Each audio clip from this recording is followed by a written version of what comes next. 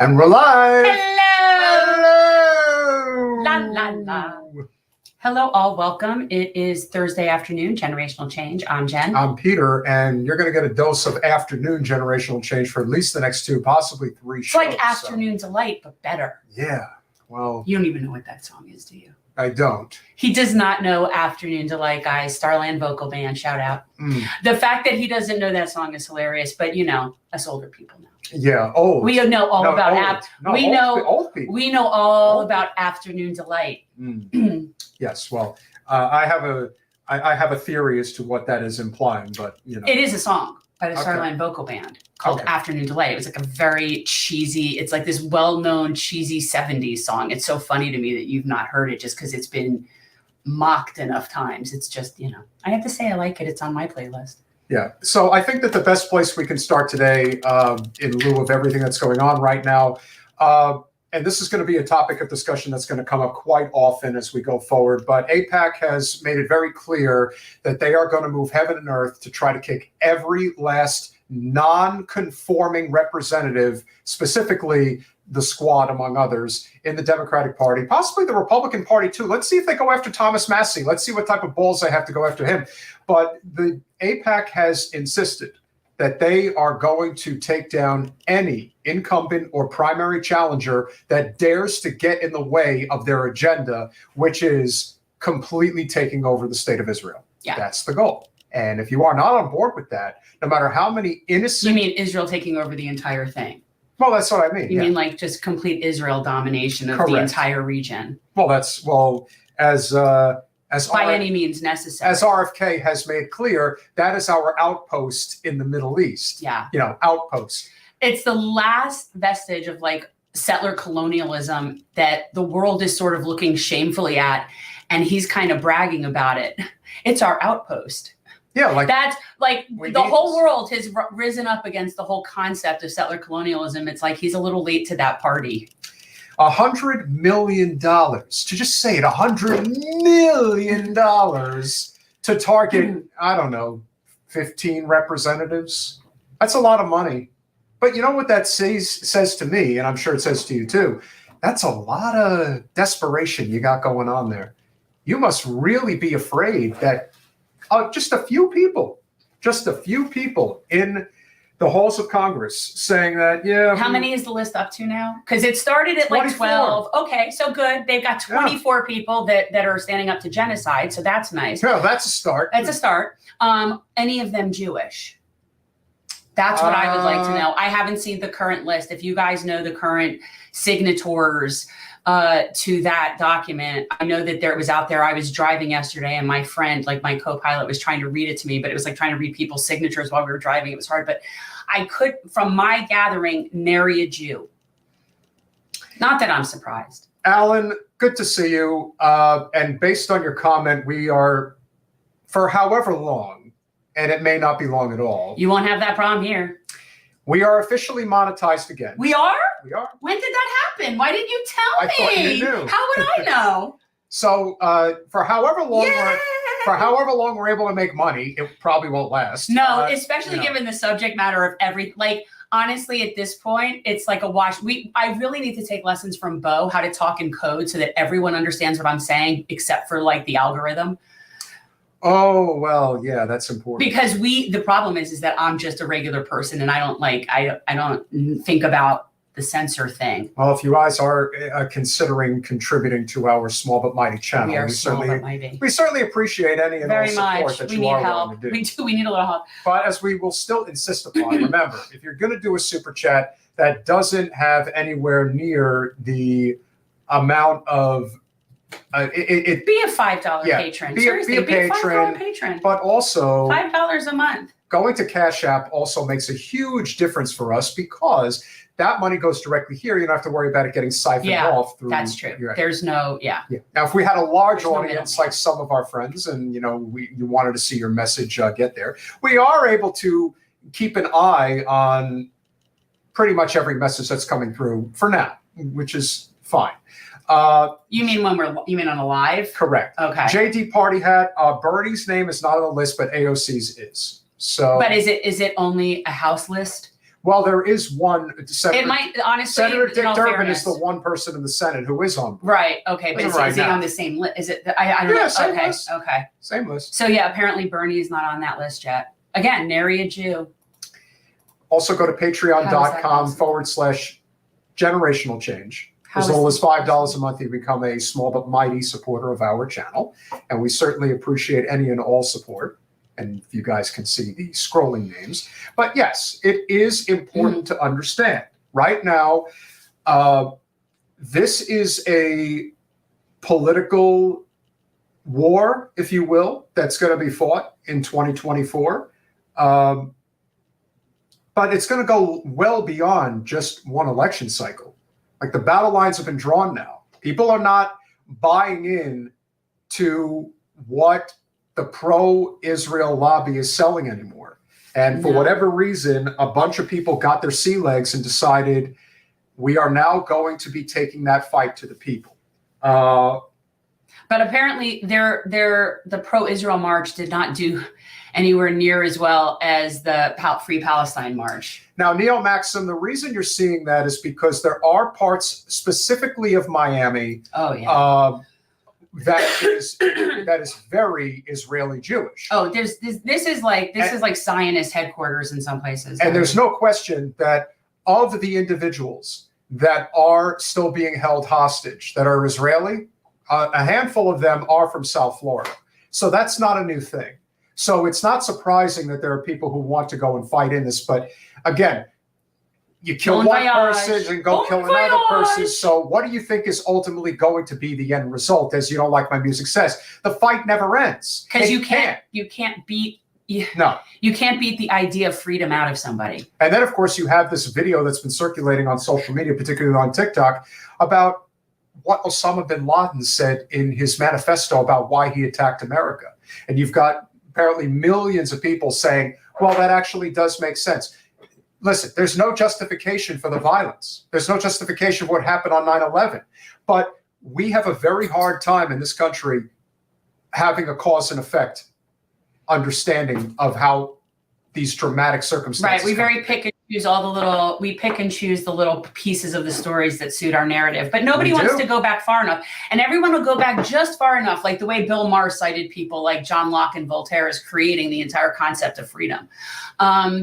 It's like people go back to the point where it suits their narrative. But if you would just go back a little further or peel back one more layer, and they just don't want to do it, they're going to stay fixed. Whatever position they're in that suits their narrative, they're going to stay at that level. So you're not going to introduce new information. Some of these people are just so willfully ignorant. No, they are willfully ignorant. And it is, but this is also, this speaks to what you've always insisted upon, which is when you inject religion into the equation, you take away reason. It's all over. But now I have people, if you're going to use the Bible as some sort of like geopolitical land deed, just no. But now there's another layer that enters the equation when it comes to why they are desperately trying to mow the lawn in Gaza. Well, it just so happens, Jen, that there is a lot of natural gas. I knew it was something like that. They want the resources. Of course. There it is. Of course. It's always about that. And it's the same reason that we insisted on pushing the NATO line to Russia's border. And now Russia decided to invade Ukraine because it's all about the natural resources. They can claim all they want about how it's ethnically Russian or Western Ukraine is this and that. No. There are trillions upon trillions of dollars of natural resources in Western Ukraine that we think we own and Russia thinks they own. Hence why this is happening. And the same is true for why we are giving billions, about $14 billion has already been sent over to Israel. Already, $14 billion. Did you see that? I just saw this on Democracy Now! That Joe Biden and Anthony Blinken and who's Secretary of Defense? Austin. Yeah, Lloyd Austin. Yeah. Are being sued. Sure, good. Did you see? I sent you the thing. I did not know that. I just forwarded it to you. They're being sued by, this is like, it's not the International Criminal Court. Like, I was just in the middle when you said, "Are you coming?" I'm like, I'm watching this, and I was barely able to get into it. But they are being sued for contributing to the genocide. And this woman, very, very clear, this is an attorney who actually was present she was saying back like with the Bosnia and the Serbs, like the people that really know this stuff. And she clearly laid out the details that explain how this is genocide and how what they're doing is actually criminal. And it's, they're being sued. So it is going to be very interesting. We'll see. Right now, I think that we have a wonderful guest who's coming on who's going to talk about one of the reasons, again, it's a great segue because, again, if you think about it, the people who are being genocided in Gaza, they are dying for capitalism. Now, they may not personally be dying for capitalism. No, they're collateral damage. They are collateral damage to the capitalistic world order because the truth will always set us all free. And that, of course, is when you find out that there is, I don't want to say the equivalent to how much crude oil is under the soil of Venezuela and why we're trying to regime change that country. It's because we care about the poor Venezuelans. We absolutely care about them. No, it's okay. You are slowly but surely getting over, like when for like a long time, I would say, what the problem is for everything. I'd say, what the problem is. And you would say, no, and you'd give all these things. And I'm like, capitalism. And listen, and you would say, blah, blah, blah, blah, blah, blah. Like you're sort of towing the line with capitalism like I used to do with the two-state solution. But that's not the idea. It's not that I don't believe in capitalism. I do, but no, that's what I'm saying. You don't understand that is the problem that we are dealing with. What I'm saying is that I don't believe in capitalism by itself. Capitalism cannot succeed and it cannot balance itself without socialism. We're going to talk with Mr. Derber. He's going to tell us because this is the person who knows. To get that. We're going to be speaking with the expert on this because you are not. He is the author of Dying for Capitalism. You guys know I take notes. Yes. You guys know, everyone knows I always say I take copious notes, which is, and I was a little sad this wasn't on audiobook because I did spend a lot of driving the past few days. This is a cool looking book, I must say. Dying for Capitalism, How Big Money Fuels Extinction and What We Can Do About It. Charles Derber, welcome to Generational Change. Thank you. I'm sorry, Professor. Can I do a better introduction?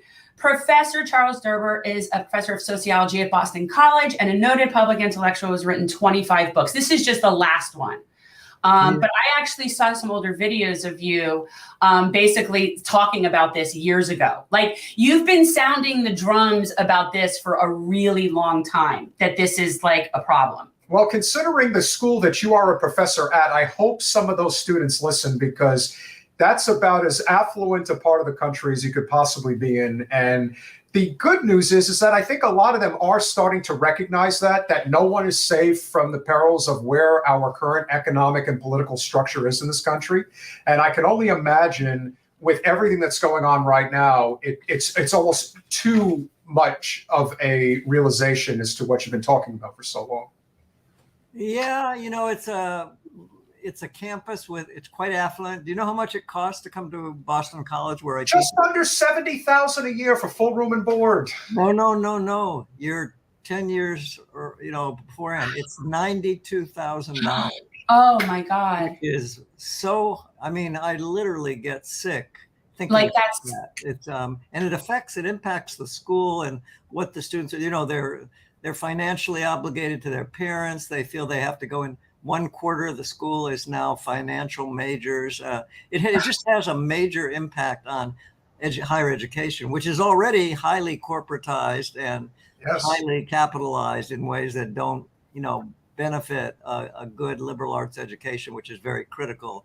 And we're in a world of polycrisis. This book is about the intersectionality of capitalism, environmental death, and military destruction and death. So the Extinction Triangle. It's the Extinction Triangle. Yeah, you can open the book and show it to people. I have the picture. Wait, I have the picture. Chapter one. Yeah, I don't know if people can see it, but yeah. it's an important It's image. hard when we're live. But it's very interesting that all the arrows go both ways. They do. That's what, because and you, in ways that like you might not think. So could you start, like, let's start by explaining that Extinction Triangle, like in a broad sense, like how those things are connected, and then we could talk about more specific things. Okay. Yeah, I'm glad you mentioned the double arrows, Jim. That's important. Yeah. So the core of the triangle is the idea that the economic system we're living in, which is kind of the neoliberal capitalism of the United States, which has now reached the financial centers of Europe and much of the world, is basically a hardwired system for death, for climate death, environmental death more broadly, and for military death. And part of the arrows is simply explaining why a capitalist system is hardwired for environmental destruction. I mean, the most important reason is that nobody has ever developed a steady state model of capitalism. It's an expansionary growth system. It's based on, as everybody understands, I think, profit maximization, whatever the cost. Environmental costs are considered in economics terms externalities, which means the cost, which is death to many thousands and millions of people in the world, is externalized from the producers of the good to the external effects on other people or society. If a corporation pollutes and the pollution goes downstream, the cost of the pollution medically and health-wise to the people is an externalized cost. So capitalism essentially creates two mega negative externalized costs, one around climate destruction and the other around military destruction. It's really important, and so I want to speak to the less discussed arrows, that climate change and militarism fuel each other very powerfully. I mean, the climate movement tends to ignore that, and so do the peace movements. So let me just say very briefly that the Pentagon, which is under a congressional mandate to specify every year what the largest national security threat is. Do you guys know what they have been saying the last few years? Climate change. You're right. So every year they acknowledge. What they don't tell us, though, is that the Pentagon itself is the biggest institutional emitter of carbon emissions in the world. And these two intertwining perils, which threaten us all, have been going on for a very long time. I mean, this book is partly historical. It shows that the economic system could have been developed with non-fossil fuels. The initial steam engines were powered by water, but the industrialists were worried, this is particularly in Britain, that water would be seen as part of the commons. So they worried that if they relied on water, that people claim to appropriate the commons back. And so they moved toward coal and oil. And the reason they moved from coal to oil eventually had a lot to do with war, but also, coal workers are notoriously rebellious. They work in dangerous conditions, they bond. And so coal workers have been among, in the mines, have been among the most militant workers. So they worried about that too. And then when Rockefeller came along in 1890 and built the oil empires, that really moved capitalism into a fossil fuel base, which was massively accelerated in World War I. Because in World War I, you needed, you were using planes and ships and tanks that were oil guzzlers. And so this interaction between climate and militarism is really important to understand, because this is not just an academic analysis, given the urgency of the world and the United States acting on these things urgently. The movements are not recognizing these connections, I think, strongly enough. And so I think it's really important that people look at all these arrows in the triangle. The book is basically explaining, one, why this triangle emerged and historically, two, why it's built into the system of capitalism. In the United States, conversations about climate tend to be driven by the seduction of green technology and the idea that, well, you really solve this problem not Bill Gates, for example, comes out all the time and seems very persuasive about wanting, and I think he does want to solve climate change, but he doesn't want people to think that we require a systemic change in our economy and the way we are to do that. He thinks if we just put into place the right technology, we can have a green capitalism, which is for reasons that I explore in very clear, simple, Yes. I try to write because these issues are so urgent for a general audience. The idea of a green capitalism. I mean, I'm all for putting in, innovative green technology, but the idea that green technology will prevent capitalism from driving climate change is really a dangerous myth. And it plays in to the kind of ruling cultural ethos of the country, which is that technology, whenever we have big problems, the problem is the technology. And it sort of is a way of, managing political dissent and the culture in ways that essentially say we have the right. In fact, when you talk focusing on people like Tom Friedman, all the sort of Keynesian and mainstream people who write about climate tend to say, well, we just need to accelerate the technology. And that's a very seductive argument in the United States, because the United States has always sort of relied on the idea that technology, in fact, the argument for capitalism, for many people, it's that capitalism will solve climate change because it is the one system that can produce rapidly enough the technology that actually will reduce the dangers. So it's extremely dangerous, extremely important that people learn to think systemically. The only other thing I want to add, just for people, your listeners or viewers, is that I know it sounds very sort of impossible almost to think about changing in the kind of time frame that we have to deal with these issues, such a big system like capitalism. So people just sort of roll their eyes and say, who is this? Who are these people trying to fool? There's no way of changing capitalism in the next couple of decades or something like that. So a big part of the book toward the end is, I don't know if you guys got to see that, but it's a conversation. Yes. Between, an activist in 2060s coming back to people in the 2020s, sort of saying, how did you guys possibly, believe that you could change these big systems? And we use a kind of historical approach to this. We say, look at abolitionism. People said in the period of the late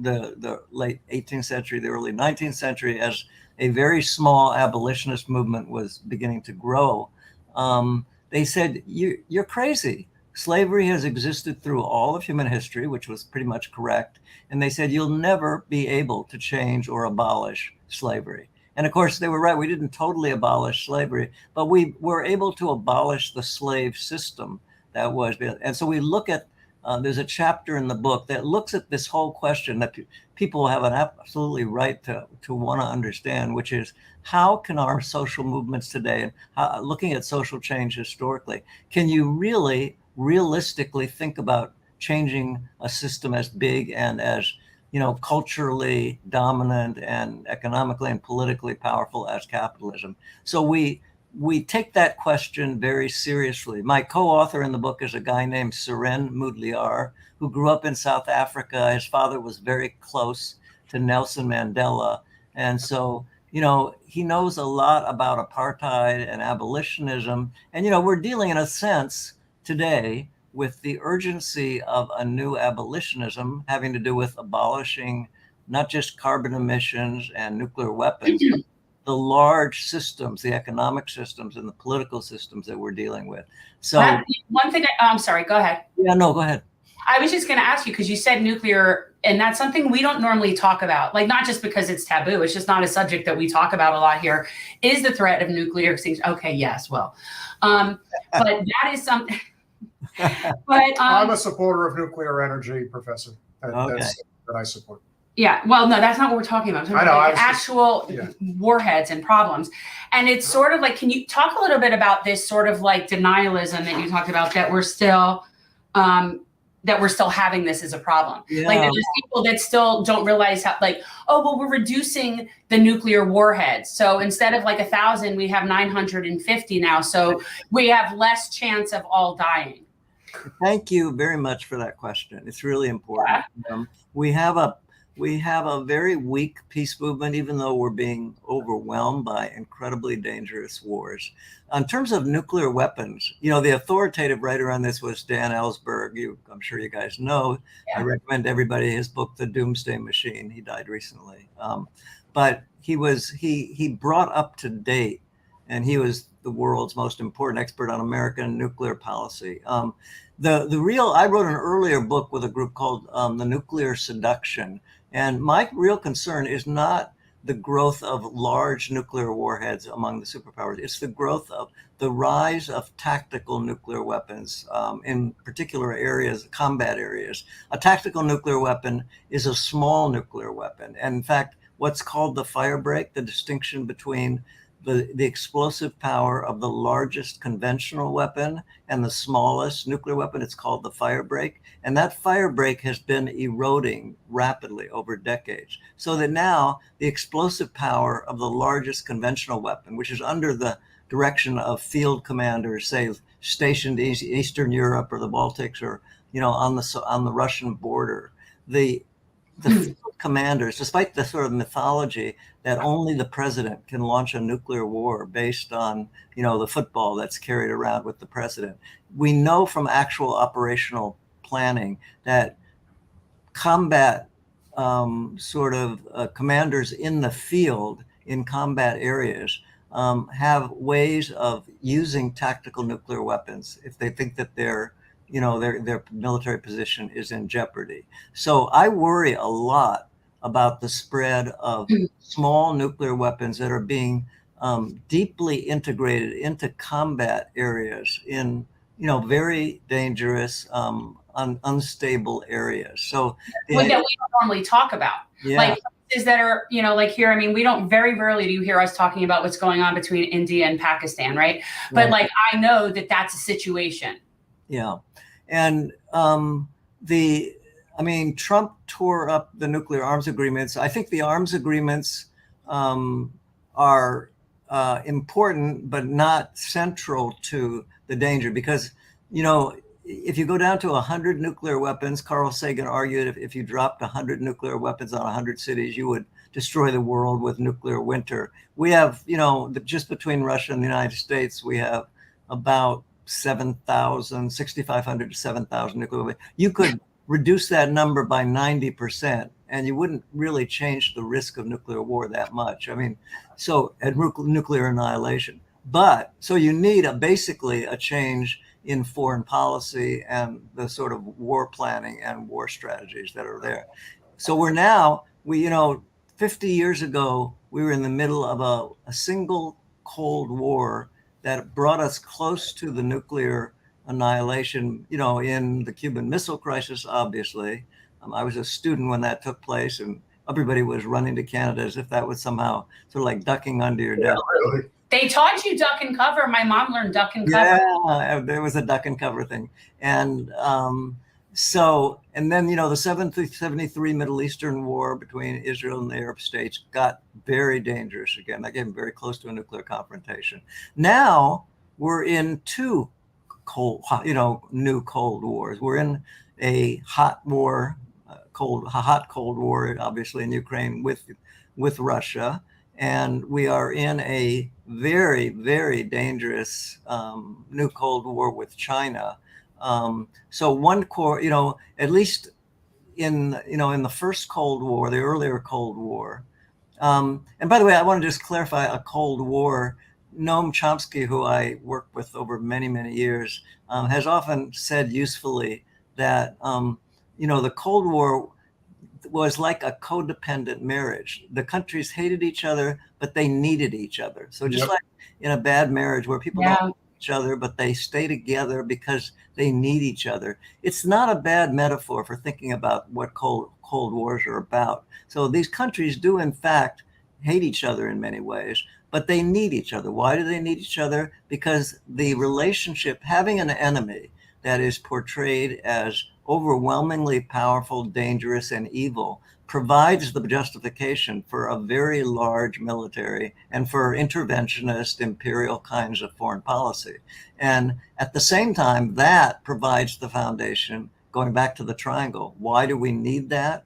Why does the government, why is the national security so deeply invested in these things? Because capitalism as a system, at least as we've ever seen it historically, has always been expansionary. It cannot, it always seeks to dominate more resources, cheaper labor.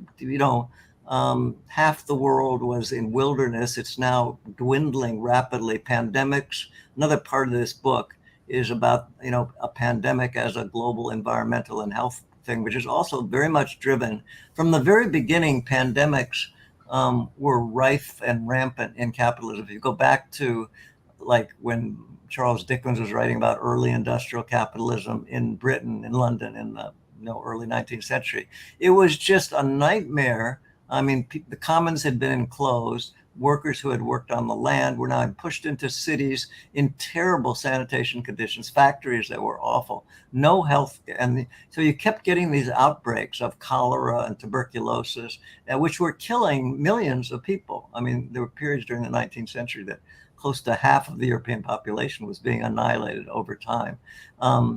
So pandemics and health crises are all part of this problem. And when we think about alternatives to capitalism, the weakest part of economic class, we've always had now for the last 30 years, I've been writing about the weakness of our left identity politics, which are very important. I mean, by identity politics, I mean politics focused on race, gender, LGBTQ, all very important movements, but which have been what I call siloed. In other words, they've been essentially separated from each other, and again lead up often pitting groups against each other, while also not looking at the triangle of extinction, not looking at the underlying structural larger universal systems like our economic system, which drive all of these identity crises to some degree. Capitalism in America emerged totally along. I mean, slavery and racism were incredibly profitable in the North. There's always been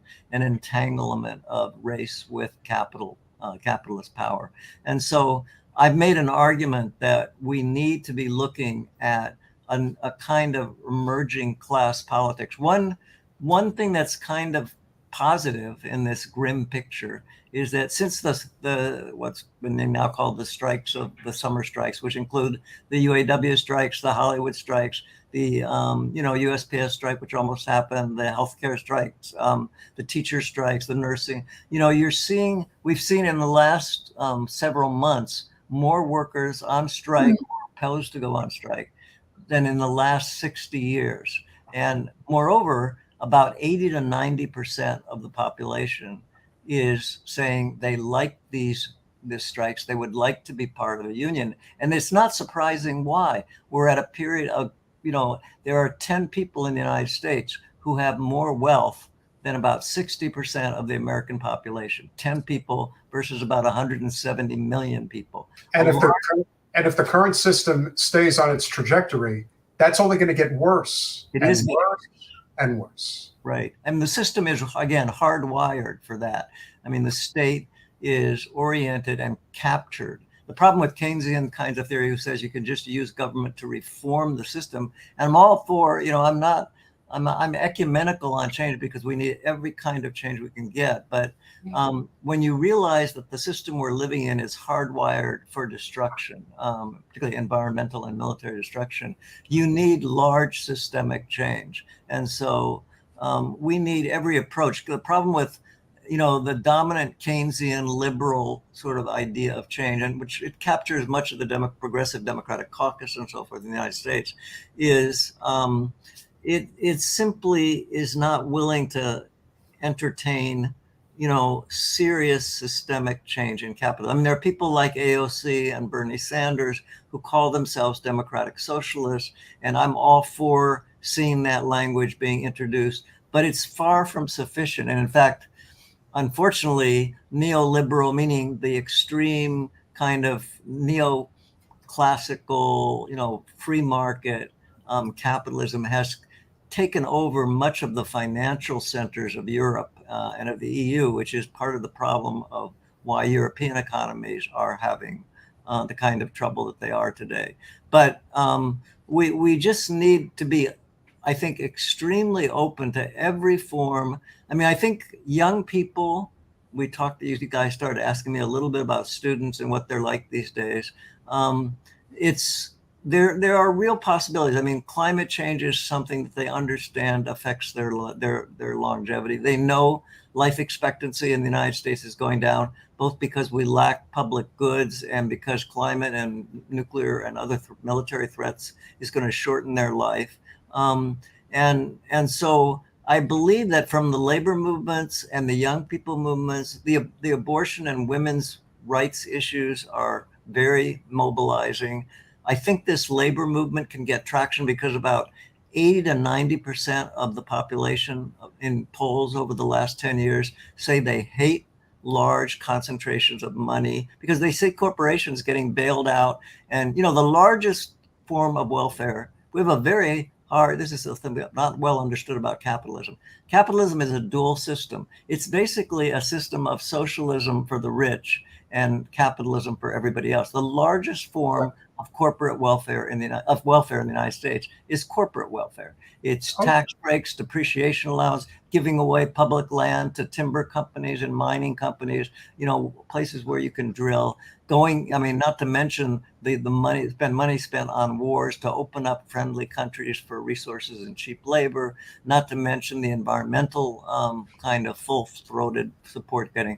So we have a massive corporate welfare system. And I think when people understand that, and I think people intuitively are understanding because you can't miss it, you're right that the inequality is getting worse and worse and worse. You've got about 50% of the population who are one illness, maybe $400 away from, feeling that they're going to drop into poverty or insecurity. Trump could win the presidential election. He's already committed, not just to the extreme authoritarianism, which is incredibly important because we've always had an authoritarian society, class-wise. It's being made more dangerous by Trump if he wins out, extremely more dangerous. But we're just in a system of polycrises we just need urgent politicizing of the country. And the thing that scares me most is young people who have to take the lead on this and who are scared by guns in their schools and by mass shootings, by climate change and by student loans and debt, and by job insecurity. The biggest thing I think that is just beginning to be talked about in some of these new strikes is that the robber barons in the 1890s built the modern capitalist system, and it was a toxic sociopathic system. I wrote a book called Sociopathic Society.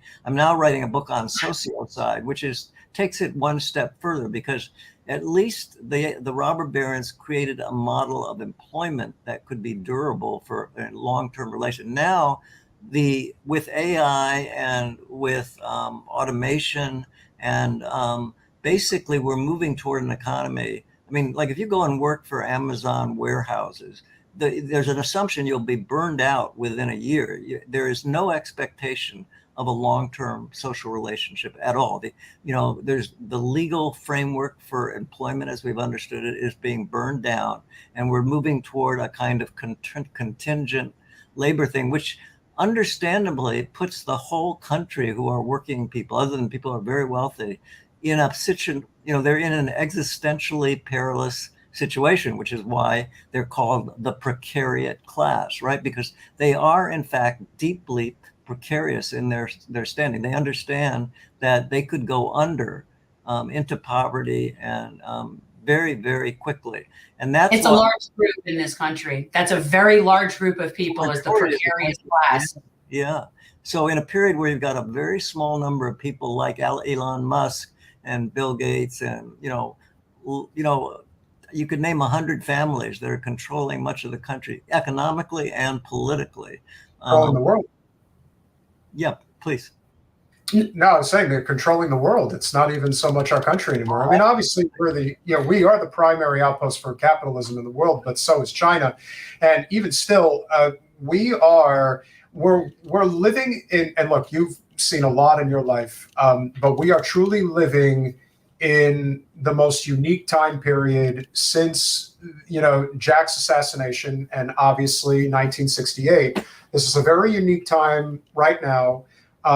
For a lot of reasons. Like you said, when industrialization was taking place, between Carnegie, between Rockefeller, between the Vanderbilts, there was opportunity, however low on the rung, and anybody who knows me knows that I'm a huge supporter of Teddy Roosevelt and what he represented, because there wasn't a lot of opportunity to build off of that, but there at least was something that was there.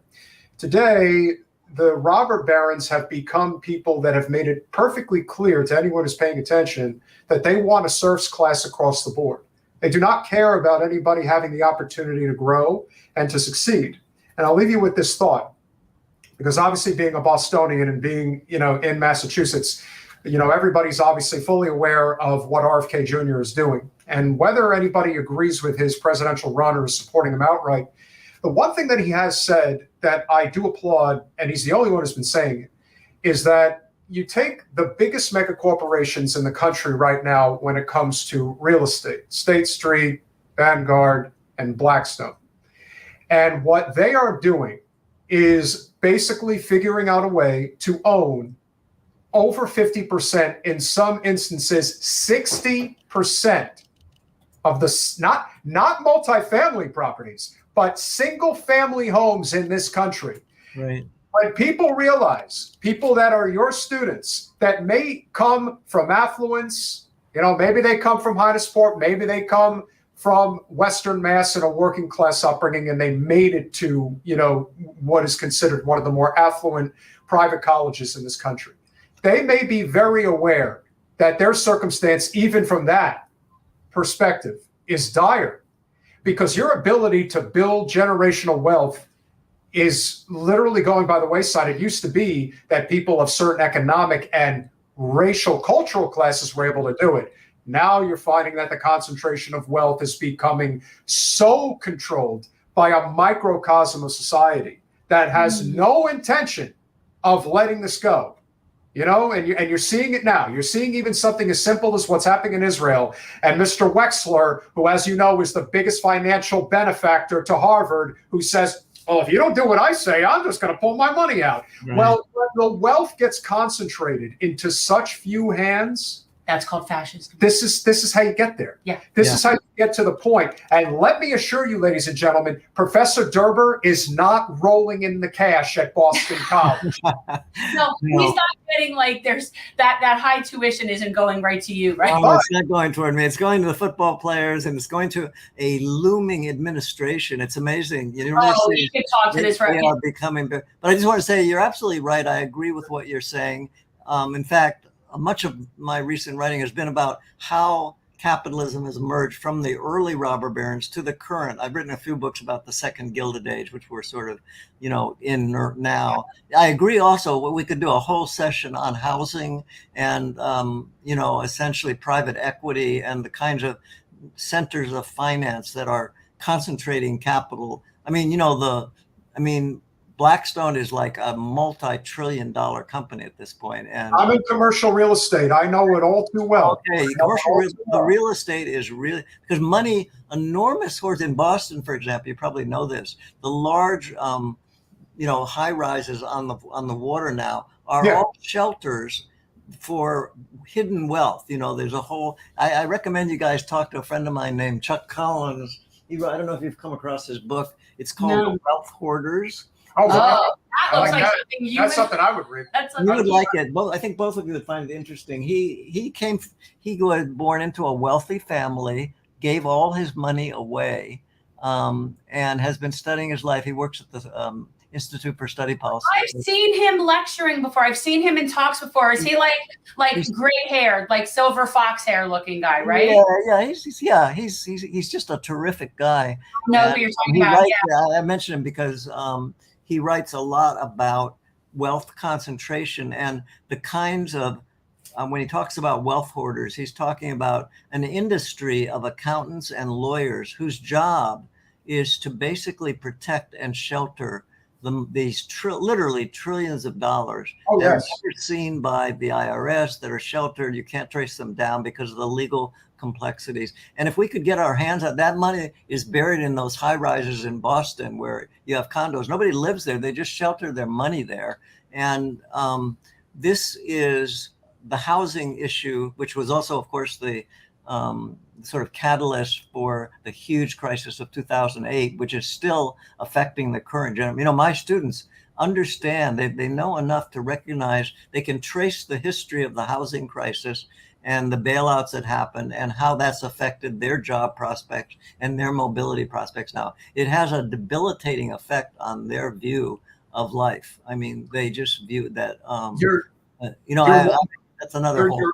You're 100% right, and we would definitely love to have you back again because this is a conversation that could go on for hours. My brother and his wife live right up the road from you in Newton, and their whole sort of worldview is so skewed and so sheltered. You know, she's they're a legacy family at Brandeis, and you know it's the whole nine yards.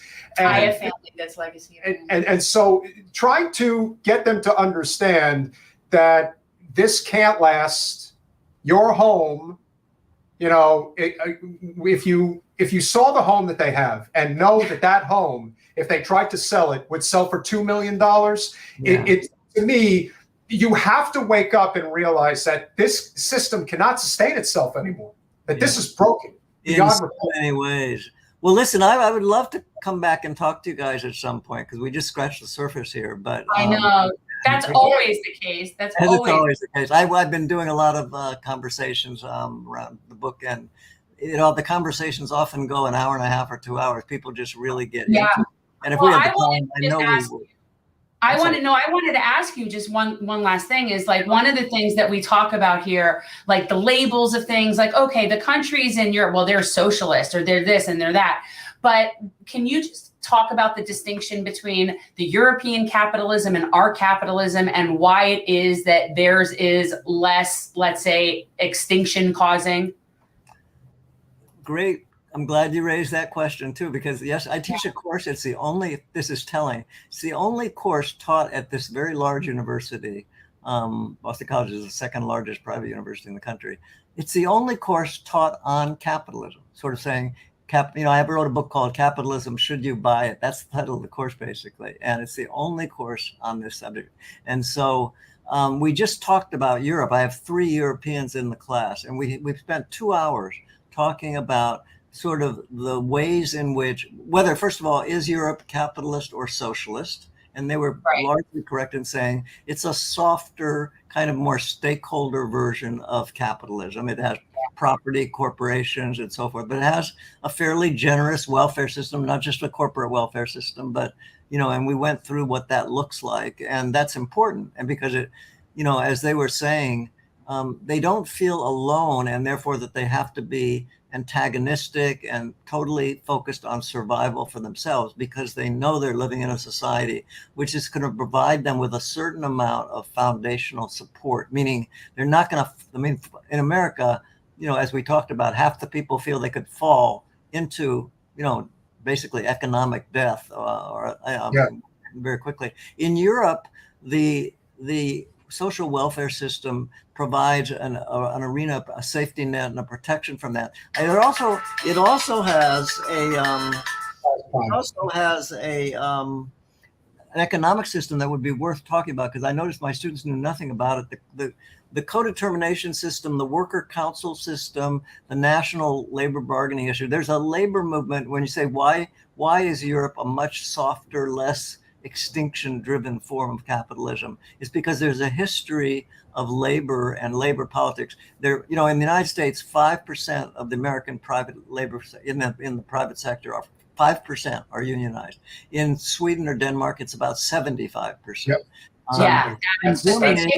Minimum wage. That's what I said. They don't need a minimum wage because they have such strong labor unions. Yeah, and if you know the avenues for workers having a voice in the corporation is not well understood.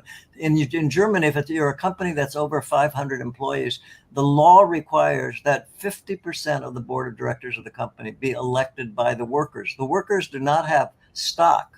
So the reason this is kind of interesting, if you'll excuse the more theoretical thing, from a neo-Marxist point of view, control of capital is very important to the definition of a system. So if you have a system where people are given ownership rights, if you understand what ownership of capital means, which is one, control of the firm, and two, access to profits. They don't have, in Europe, the workers in large companies have ownership rights, even though they have invested no money at all. So it's kind of a stakeholder model of the corporate system. It's not socialist because you still have a company that's competing for profit on the market in general. And so there's a worry that workers, by all these means of being integrated into the company, could be being co-opted into driving the system toward more profit. It doesn't necessarily operate that way because the social welfare system makes everybody people feel they have a stake in this collective sense of well-being, that they understand it's not just how much money they make for themselves that's going to make all the difference, that it matters how much money and how much protection, how much well-being their friends and their neighbors and their community people have. It was very interesting in this class, and that's why glad you raised this point, in this class I had yesterday, that the European students were talking with great emotion. One was from Copenhagen, one was from Paris, one was from Madrid. And they were talking about how different it felt when they talked to American young people about feeling that they had to do it on their own. Everything had to be done by competitive, full out, incredibly individualistic, atomized, competitive, often antagonistic kinds of relations. And they said, well, we don't feel we're any better, but we're living in a system where we know that we have help and support that is shared by everybody. And and so they're saying they feel that the system they're living, by far not perfect by any means, and having many still capitalist elements to it, is, it's an important step in a direction that we need to go. And so I think the conversation about Europe is a very important conversation. Are you suggesting that caring about the collective is a good thing? Are you suggesting that if maybe you cared about the collective, I know, I could get arrested for that.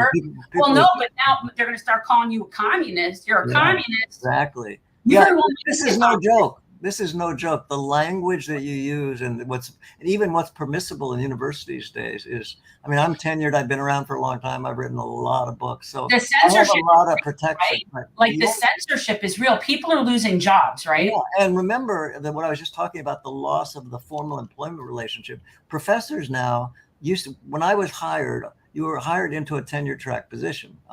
Today, about 80% of people teaching in universities are either adjunct or professors of practice. They are off tenure line. I'm sure you understand, and probably people listening to this understand, when a professor is off a tenure line, meaning they have to worry about whether they have their job next year. They have to think about, what are they saying in class? What kind of language? Have they ever used the word socialism? Do they talk about climate change? Do they bring advocacy to the classroom? And so, this has, along with the enormous amount of money that's flowing into corporations, into universities, which are being increasingly functioning like large corporations, it's radically affecting the nature of education. And that's another whole conversation, which is... Yeah, but this has always been like the goal. Yeah. You stifle dissent and dumb people down at the same time. But therein lies the advantage of being in the Commonwealth of Massachusetts. It is a state that actually, for the most part, allocates its tax dollars properly. You have decent public education. Whereas in the state of Florida, we have Prager University taking over. Yeah, we are our school. If I were in Florida or much of the country, I would not, probably, even though I have tenure, I would not have a job. My books would be banned for sure. Yeah, here they would be for sure. But Professor, we'll leave you with this. Remember, the reason that they're getting to the point now where they basically have to throw the First Amendment out the door is because they know the system is failing. And they don't have any other way of stopping it. They basically have to silence people because they know that their argument is unattainable anymore. They cannot continue the charade. $92,000 for Boston College? Yeah, I know, it's astonishing. It's horrible. It is. It's Anyway, I have a book coming, two new books coming out. One is coming out in March. It's on fascism, capitalism, and democracy, about the election for 2024. So we could have a good continuing conversation. Absolutely. Hey, let me ask you, when you get the books printed, you guys need to get some bigger print or audio book.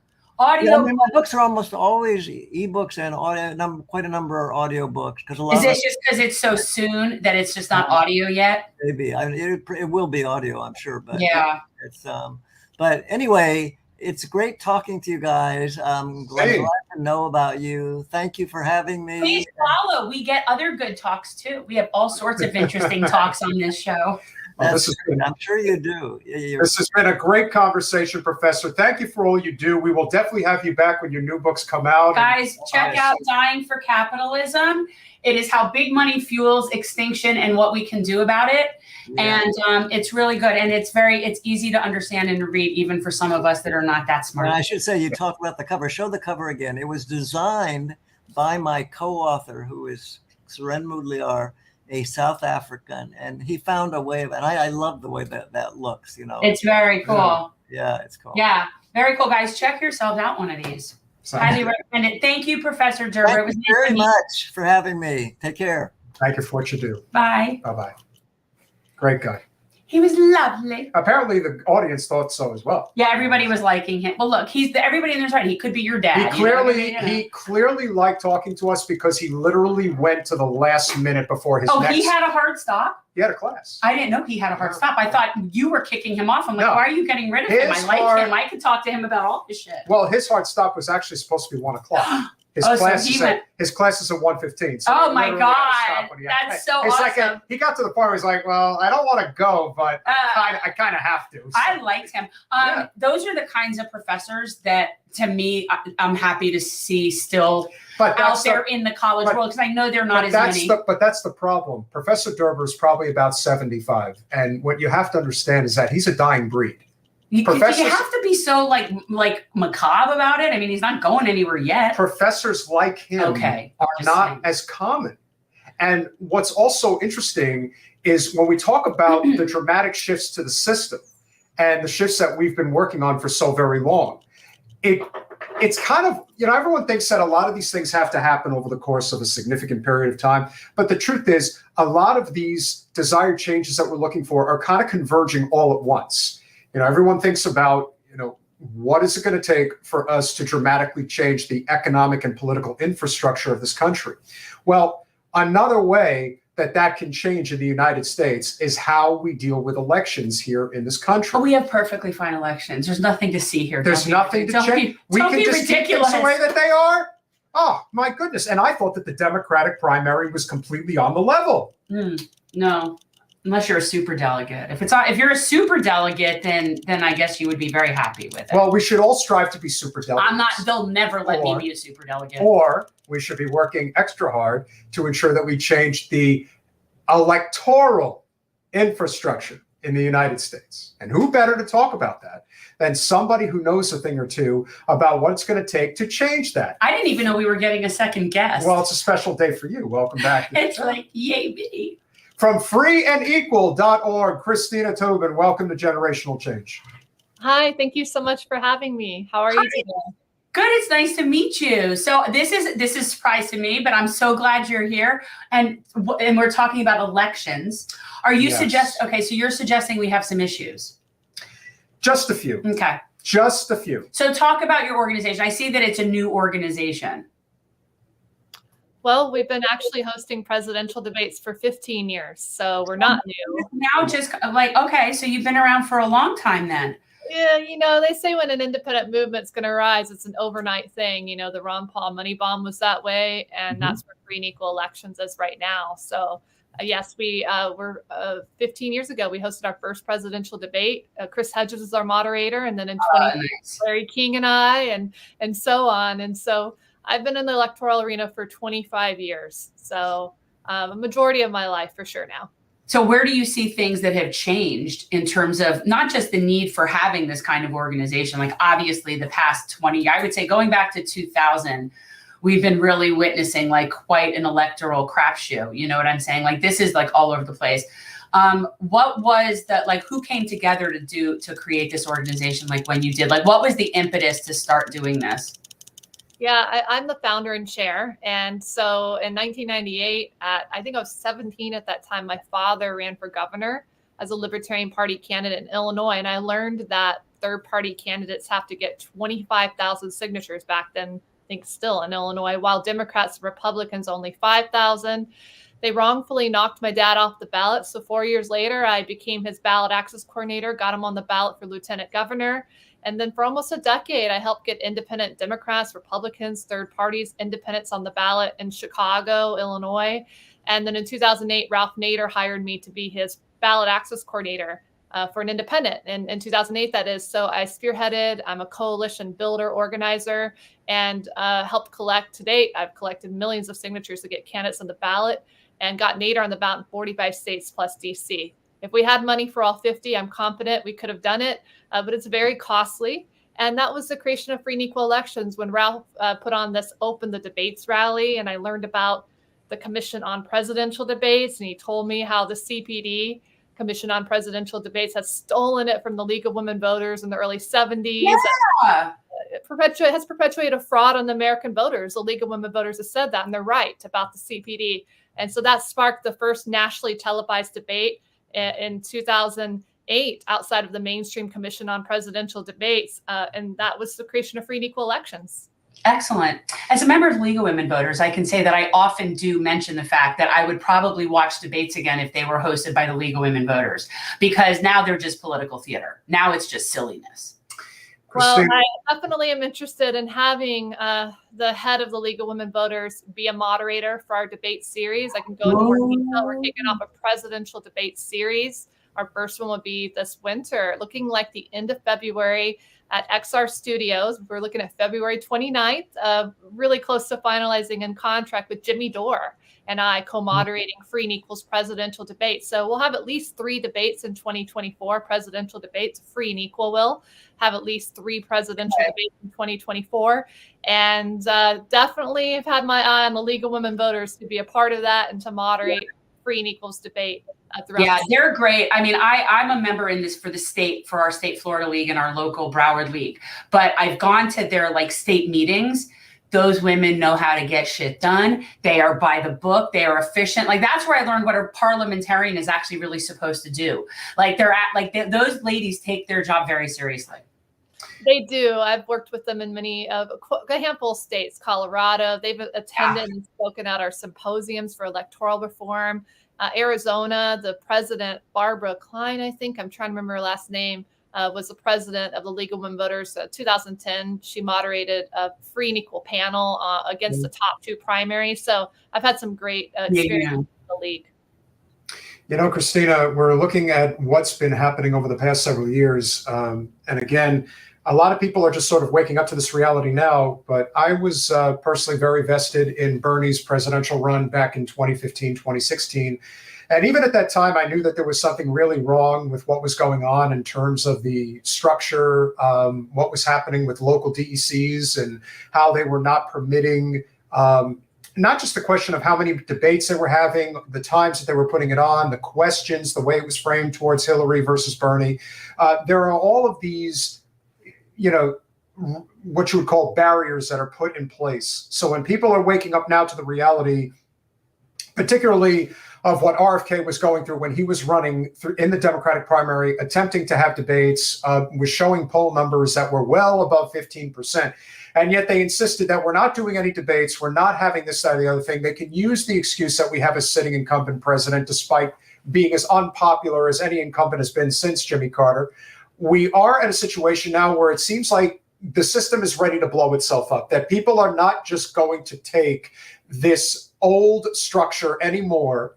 And let's face it, the type of debates that are put on by corporate media are not debates. They're just soundbite platforms. They're not really there to have a dialogue about what is the inherent value of why you should be on a stage and talking about your platform. So for free and equal elections, as it stands right now, you've mentioned that you're going to have a couple of debates next year. On a side note, do you see there being any way that one of those potential third-party candidates gets on the corporate media debate stage, even if they're exceeding what is considered to be the bare minimum in order to do so? Highly unlikely. I mean, we want to say, no, it's not possible. But I mean, Donald Trump got elected for president, so anything can happen. I mean, an outsider, and at one time he was considering running as an independent for president. I would know because he inquired me and my team about that. It's not common knowledge. So I think that we saw what happened to Ross Perot. He got into the debate. I think it was at 92, right? Yeah. And then they haven't let anybody else in since. Tulsi Gabbard, she was having momentum last election, then they kept her out of the debate. It'll be interesting to see if Vivek gets in the next RNC debate after what he said. But in any case, yeah, I think it's highly unlikely that a third-party candidate would be invited. In fact, I don't even see Robert F. Kennedy Jr., who left the Democratic Party as an independent now, being included in any of these debates. So I'm an optimist. So that's why I've created also I have a reality check as well. And history proves itself. These big debates, the Commission on Presidential Debates, corporate funded, strings, it's like, who's running the debate, the moderators or the candidates? I'm not really sure. And people want to hear the hard hitting questions. And a moderator like Jimmy Dore, I was on with Jimmy last week on Russell Brand, and we put a call out for Joe Rogan, to come out and help to join us as a third moderator. We have a couple others in mind as well. Yeah. So what sets our debate apart from the others is that the people are going to vote in the top 6 candidates for our debate. At the end of February, we're locking in at XR Studios in Los Angeles. There's over 150, there might be even 200 candidates running for president now, according to Ballotpedia. And so it's going to be the people voting. I have a little fly here. The one I saw that. Oh, there he is.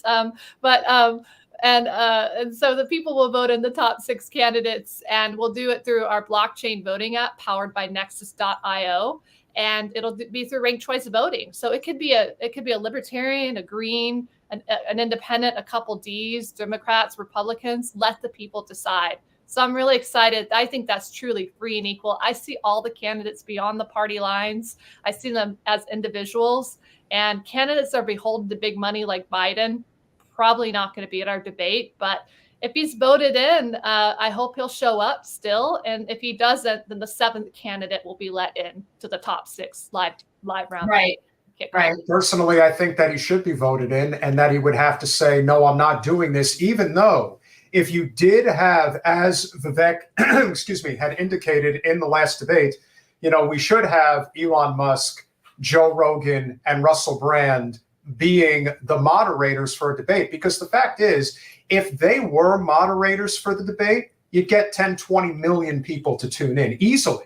Whereas you have these, they're not even debates now, where they can't get any ratings. More people are paying attention to Trump doing a rally, as he did down here in Hialeah, versus the actual GOP debate that took place in Miami.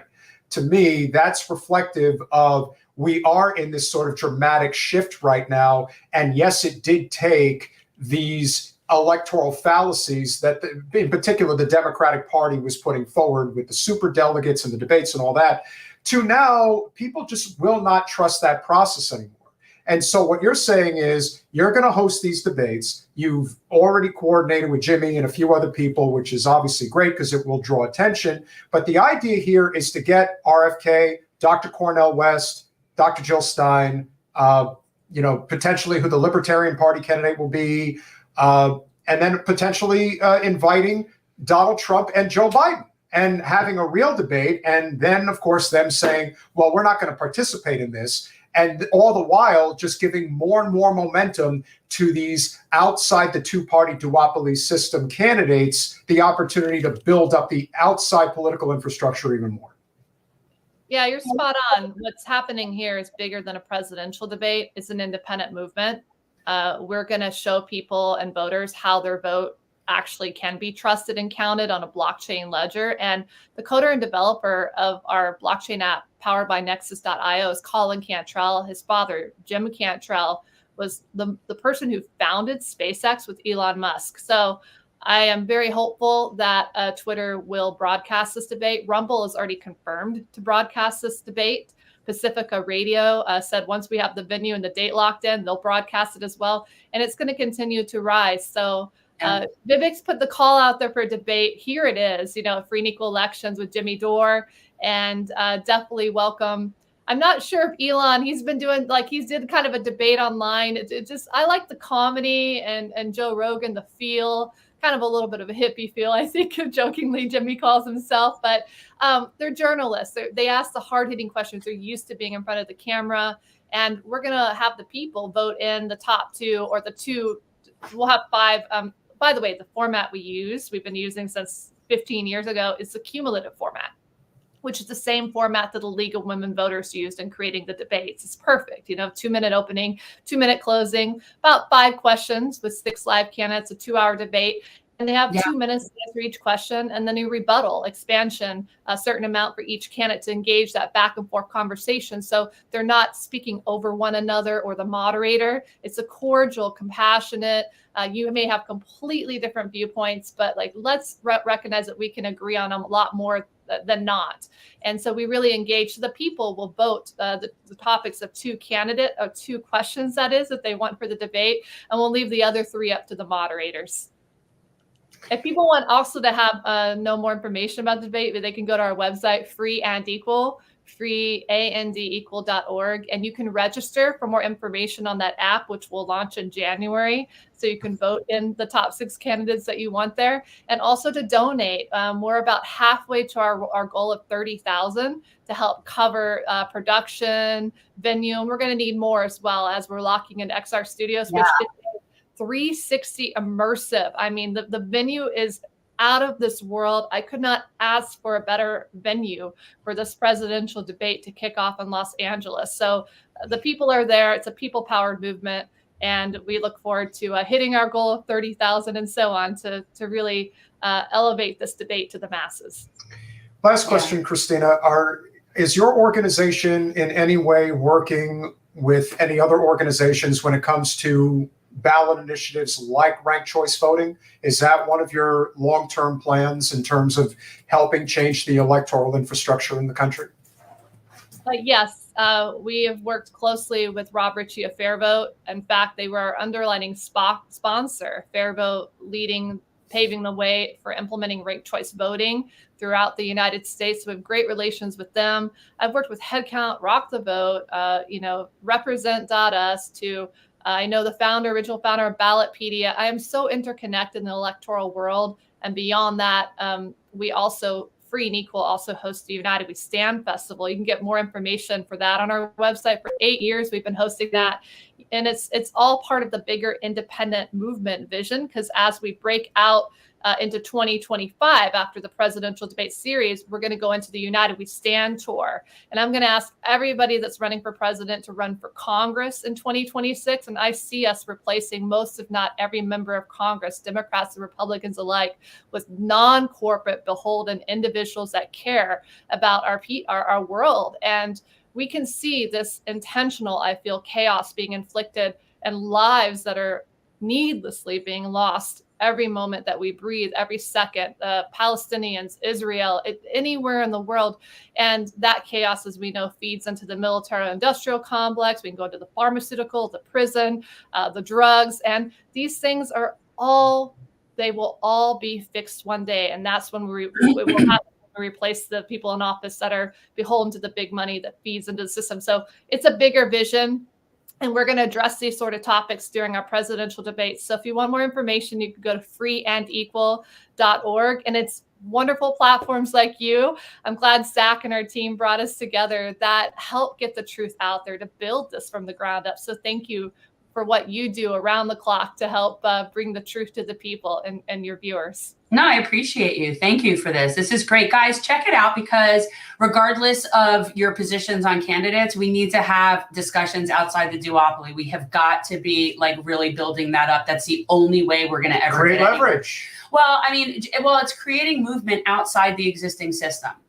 And any place you can create coalition and movement outside the existing system, it gives us strength to do something. Because at the end of the day, we in the class war. So really, that's what this is about, and we're having our rights systemically taken away from us. So, guys, please go to freeandequal.org. Yes. Learn more about the work that Christina and her team is doing. It is of tantamount importance that we don't look to 2024, but that we look to 2024 and beyond. We have to be coalescing around a labor movement, which is demanding a change to this absolutely broken political and economic system at this point. So thank you for what you're doing, Christina. thank you, Christina. And we will definitely be talking soon. Looking forward to it. Thank you for all that you do. Take care. Good Bye. luck. Bye-bye. So there you go. And I bet you that if they are able to get the likes, even if you get Joe Rogan to host a presidential debate, forget it. Well, you need people that are not just willing to ask hard questions, that aren't like intimidated by being pushed. Correct. Right. And so that's what's important. And that was something I think that the politicos that Bede realized that they weren't getting away with it with the League of Women Voters, because if you start pushing around the League of Women Voters, you just look like a total piece of shit. There's no way to do that gracefully. And I think they thought, okay, we'll get rid of the League of Women Voters. We'll put in some corporate talking heads, insert corporate talking head, and they'll just do whatever we tell them to do, And so then it just turned into a circus. It's not a debate. When I was younger, I remember watching actual debates. And this is not a debate. What we have are not debates. Well, listen, this is why Jen and I agreed with what Vivek did the other night, which was he pointed right at one of the moderators. It's like, what are you doing here? You're a person who went on TV and literally insisted that Donald Trump was an agent of Russia. It's like there is something to be said for just how broken our journalism and that's not journalism. That's not journalism. It's media. Yes, but that's the distinction, and that's why. Well, okay, all journalism is media, but not all media is journalism. Well, think of it this way. Think of it this way. If we're talking about journalism and having somebody host presidential debates, how about having Professor Richard Wolff be one of the debate moderators? Now, that would require him having the opportunity to ask questions about why the capitalist system is failing in the United States. Nobody's going to talk about that. That's the most off the. Nobody's allowed to bring that up. Who's to say that freeandequal.org is not working on that? That they might not actually have real questions. I hope so, because that is, when you sit there and you look at all those problems, the common denominator is capitalism. And it's really, I'm not saying that you got to get rid of it. I mean, it's not my thing. I'd be happy with another type of system. But I'm not saying you have to get rid of it. But if we don't at least acknowledge that it is the problem that we are really that it is the fundamental root of so many of our problems, if not really all of them that we're dealing with, socioeconomic, geopolitical, I think that we're failing. Like you have to at least acknowledge that is the source of the problem. Now, how you modify it, tweak it, regulate, whatever, we could debate that. But they don't even it's so taboo to even suggest that capitalism is the problem. And yet it really is. And so I don't this book. I mean, this book was great because it really breaks it down into kind of easy to understand explanation. All the books I read are usually like that, but and there's even charts and diagrams, which is helpful. All great points being made. Of course, you don't like my music. Publicly funded elections, we know. Overturning Citizens United would obviously be ideal.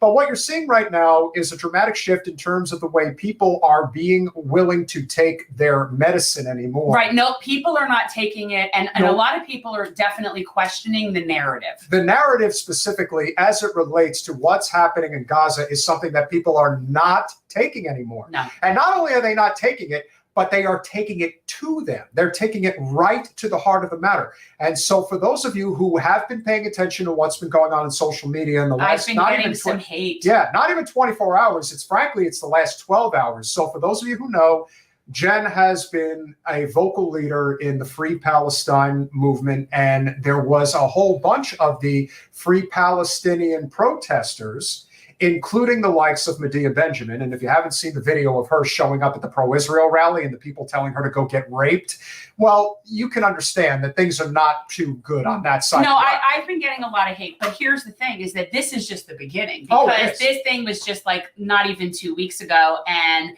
I mean, I already got a phone call from a lawyer. Like I'm like, it's already going to just start for me. Well, I can see it. So what we're going to do now is we're going to play you a clip of what happened last night in front of the Democratic Party headquarters in Washington, D.C. Now, what you see is not exactly what's being sold in terms of what you're told is actually happening. So believe your eyes, because this is what happened last night. Now, 7 News saw several of the officers in riot gear after U.S. Capitol Police called this an illegal and violent protest and arrested some of those involved. The protest started near the Democratic National Committee on South Capitol Street. Live! Let Gaza live! Let Gaza live! Let Gaza live! Let Gaza live! Let Gaza live! Let Gaza live! Let Gaza live! Let Gaza live! Let Gaza live! Let Gaza live! How many kids have you killed today? How many kids have you killed today?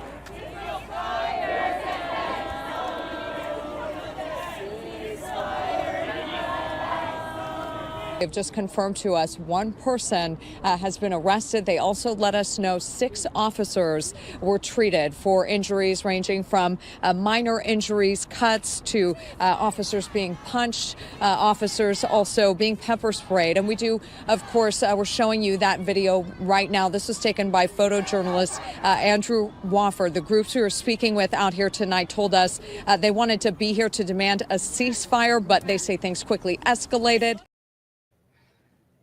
Yeah, I could tell you people, because this is so crazy. Because those are the people that you just know were itching for a fight with the police. Let me tell you. Right. Those are the JVP peeps. For people who don't know, JVP is not starting trouble. They're not doing it. They're not going to provoke.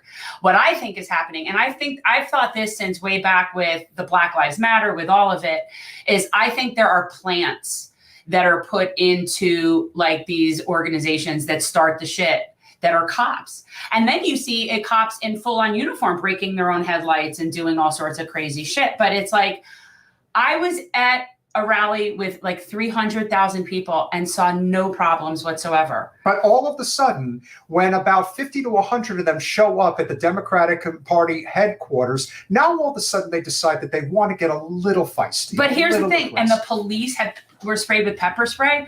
I can assure you, as somebody who was just at the Stop Cop City protest the other day, the police, one, do not need any more instruction or training on how to kill us. They've got it down.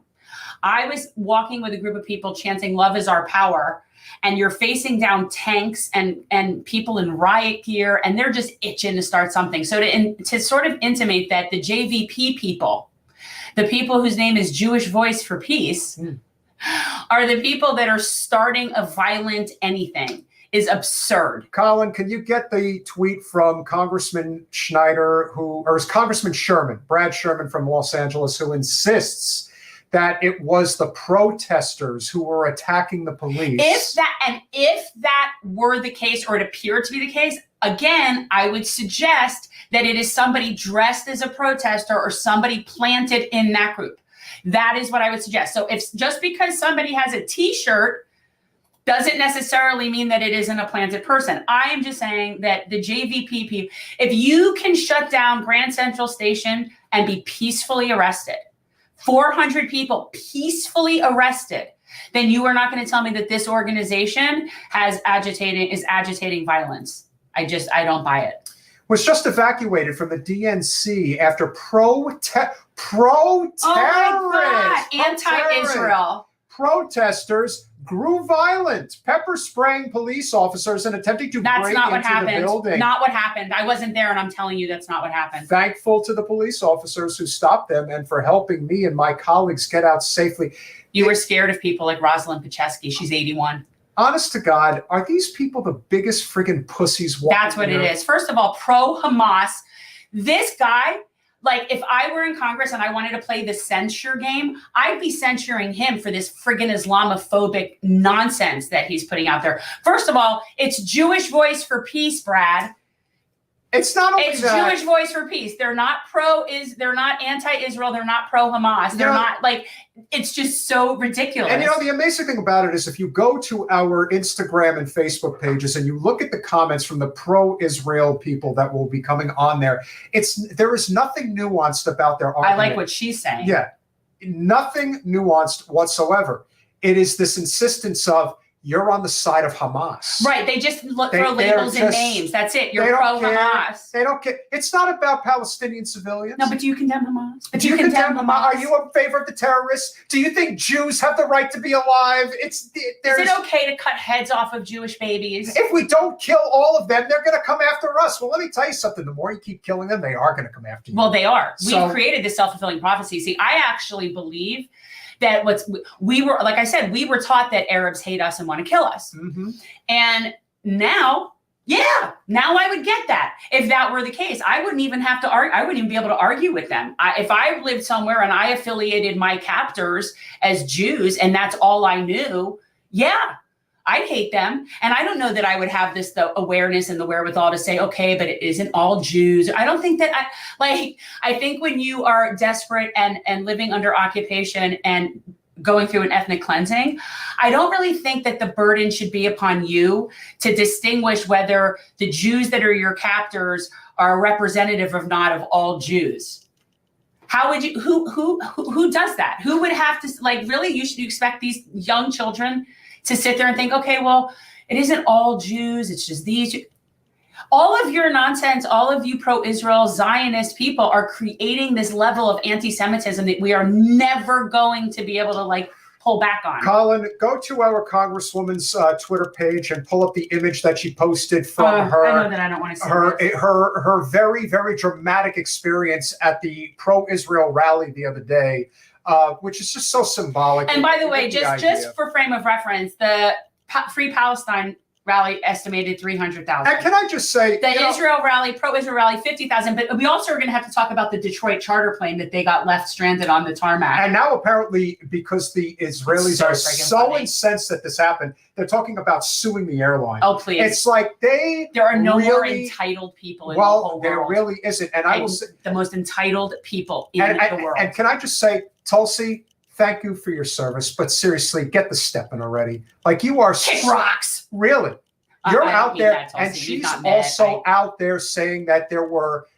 And so much for your anti-war stance. Well, I wouldn't even expect as much from somebody like Richie Torres, who is the complete polar opposite of AOC in New York City. But I will say this: the idea that you are suggesting, and remember, they said that the Free Palestine rally had 300,000 people. Well, the people for the pro-Israel rally thought that they were going to get cute with the numbers, and they insisted that it was 290,000 people that showed up. They're turning this into this ridiculous color war based on who is or is not okay with genocide. And then that's the teams. Pick a team. Well, and Tulsi, of course, puts it out there saying, I was so proud to stand with the 290,000. It's like they get this talking point, and they insist that they have to stick with it. And if that's not enough, look, you're not going to be able to tell so much from this particular image, but it is giving you an idea of just how out of touch. And of course, you don't really see anybody else with this sign, but she, the very short-statured person that she is, insists that she must hold this sign. Well, she probably wasn't. And they gave it, this was for the picture. She wasn't real. It looks like it's candid, but I bet you anything it isn't. I agree with you. I'm sure it wasn't candid. It isn't. She told them to just get a shot of her, and she held the sign up. No one else is holding the sign. And you know what? You go, girl. You go stand with Israel in their genocide. Oh, you do that. Be very proud. That will be your legacy. Now, if you look at the crowd size, and I am being as generous as humanly possible. Amazing turnout today. Something between 50 and at most 100,000 people. You jump that to 300,000 people. First of all, let's remember something about this particular rally that no one wants to talk about. It was nasty. The Free Palestine rally was completely grassroots organized. Completely. You had people come from all over the country, all over the world. There were no chartered to be planes. There. You have... The JCC's chartered planes. AIPAC spent money to get people there. In. It wasn't organic. It wasn't like people really were like, I care so much about this, I have to get there, like we saw with Palestine. And the coup de grace the one that no one wants to talk about, but somebody decided to leak it to the media because they just couldn't help themselves. They attempted to pay the student bodies of Washington, D.C., between GW, between Catholic, between American, between Georgetown, and everyone in between. They offered to pay them $250 to show up at this rally. And somebody decided that they weren't going to be quiet about it. They were going to say, no, I'm not being quiet. I'm letting you know. Just, you know so what? Not surprising. Not at all surprising. And you know what? But it really is inspiring to me, because we know that, first of all, for every route you see, there's 50 you don't. So if they offer to pay them, then that means there's a ton of paid people there for whatever organization or whatever. If you're offering to pay people to come, you're offering to pay people to come. So now you know that not only is that crowd completely like dwarf by comparison to the rally 2 weeks ago, but it is also a fraudulent facade, because now we have to wonder how many of the people really paid to be there. And by the way, seriously, groups chartered planes, because there was a group from Detroit that had chartered a plane, and I guess they got down to DC I guess they were at Dulles. Mm-hmm. And then their bus driver found out basically why they were there and then refused to take them. And I guess then something else happened, but it's like, because history is not going to be with you people. No, it just isn't. This is really not going to age well. And you people that are clinging on, like in the grasping death throes of settler colonialism, you will be remembered as such. Hey, look, I would have taken the $250 and showed up with a Free Palestine shirt or a sign. But from what I did see about this is it was not peaceful. It was hateful. Very. And the reason I know, like, and here's the thing, and it doesn't surprise me at all, because growing up around Zionists, they are extremely bigoted and hateful. But you think a lot of that's projection because of the fact that they know what they're doing is wrong. No, they've always been like that. I just think that Israelis are some of the most entitled people. I mean, literally, you have an entire ethnicity created on entitlement and birthright to land that wasn't theirs. So their entire existence is that of entitlement. But if you look at it, and again, that's why, like I said, Wasserman Schultz is very emblematic of this whole charade that's going on now. Yeah. She's holding up that sign like she is a victim. Yeah, like she always is the victim. She loves the victim. Like they're all after us, and it's like no one is downplaying. Jewish lives matter. No one is downplaying the death of the innocent Israelis that were killed on October 7th. But in their mind, they want to pretend that they are innocent bystanders who did nothing wrong, that didn't bring this on themselves in any capacity whatsoever. They are saints among men, and that they can do whatever they want. But unfortunately, that's not the case. And now that we know that on top of everything else, that there is a massive financial motive to kick the Palestinians out of Gaza. This isn't You surprising. will never be able to sell this, ever. It's over. Basically, it's what I always say. Pigs get fat, hogs get slaughtered. You had it. You had your ethno-state. You had it. But you had to have more. You had to go further. You had to do more. And so it's like, this is what's happened. So now it's like, you're schnurra. That's why. And the one that you guys will love the most is if you go to Jen's page, what you'll see is whether it's fellow Jews here in South Florida or around the country, it stems from, first and foremost, how could you betray us? How could you turn against your own kind? How could you leave us when we need you? But I have answers for them if they're really interested. If anything, if they really cared, they would know that what Jen is doing is actually what's going to prevent further anti-Semitism from taking shape. It's that, and it's the fact that, don't you see that the Zionists use us? We have been betrayed and lied to by Jews that were really secular, that use their religion for a settler colonial experiment. And the fact that we're still being used for that, it is a lot, like that is who I feel betrayed by the people that knew what they were teaching us was lies and perpetuated it anyway. That's who I feel betrayed by. Those are traitors to Judaism. But therein lies the rub. There are people, whether you want to call it bigotry, racism, colonialism, you can call it all of those things. But never forget that there are people that truly believe that they have a divine right to racial, cultural superiority.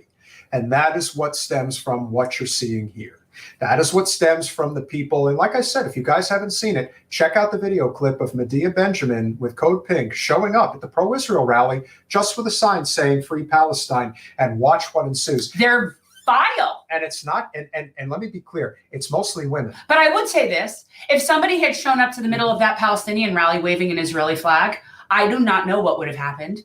No. Okay. And in all fair, I do not know that. It very well could go ugly. Okay. So, and I'm just saying, like, the people, the immediate people I was around, but when you've got that many people, it's like, but that's being in, like, there's a way to do things that's incendiary and a way to do things that's not. Now, Code Pink is 100% consistent. They go to the event, the same thing, wearing pink, speaking for peace. Every single place they go, they don't really have teams on that. They're for peace. They're for free and equal and peace.